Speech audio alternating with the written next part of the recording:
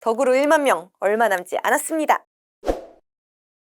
이 미국의 자국 우선주의 법안인 인플레이션 감축법 IRA에 이어 유럽판 IRA라고 불리는 핵심 원자재법 CRMA까지 그야말로 광물 전쟁입니다. 그런데 중국에서는 조금 다른 분위기의 일이 벌어지고 있는 것 같은데요. 중국 화요코발트의 천세화 회장이 배터리 소재 공급 과잉을 해결해야 한다며 수급 불균형 문제 해결을 촉구했습니다. 중국은 내년 리튬 인산철 생산 능력이 575만 톤으로 예상되는 반면 글로벌 수요는 267만 톤에 불과한데요. 공급이 수요를 초과하며 가격 하락세가 이어질 것으로 보입니다. 천 회장은 이러한 공급 과잉을 해소하기 위해 정부의 생산 능력 등 주요 정보의 신속 제공, 수급 불균형 시 알림, 투자 개발, 지침 제공 등을 통한 기업들의 과생산 방지 등을 주문했는데요. 더불어 폐배터리 및 재활용 광물 조달 등의 고충도 토로했습니다. 유럽과 미국 등 주요국이 자국 중심으로 배터리 공급망을 구축하면서 중국은 이러한 폐배터리 및 재활용 광물 수급이 어려워졌다고 본 거죠. 재활용 광물을 얻지 못하면 배터리 소재 수출국으로서의 지위도 위태로워질 수 있다는 겁니다. 과연 중국 정부는 천 회장의 조언을 새겨들을까요? 앞으로의 글로벌 광물 생태계를 이정환 교수가 분석했습니다.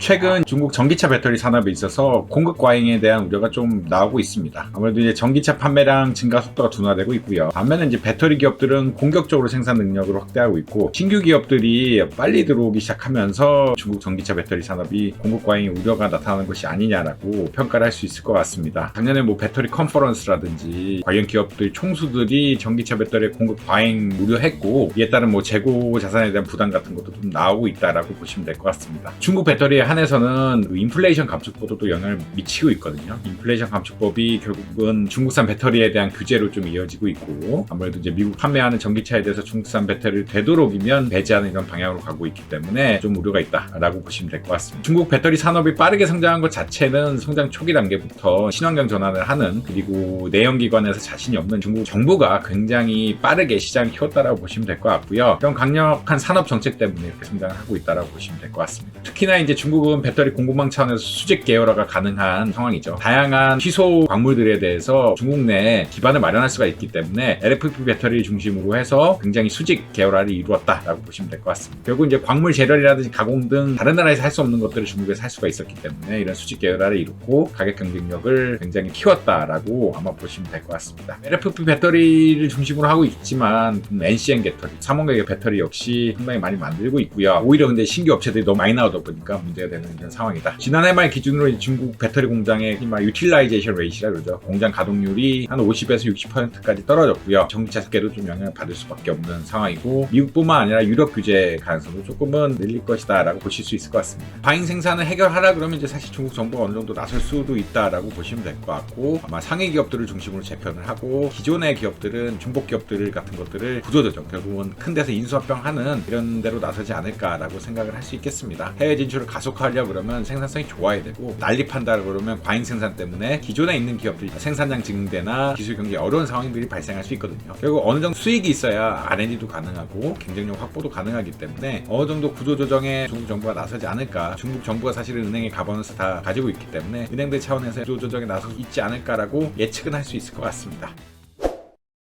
오늘 덕으로에서 준비한 소식 어떠셨나요? 더 자세한 내용이 궁금하시다면 덕으로 홈페이지와 유튜브 구독을 통해 만나보시기 바랍니다.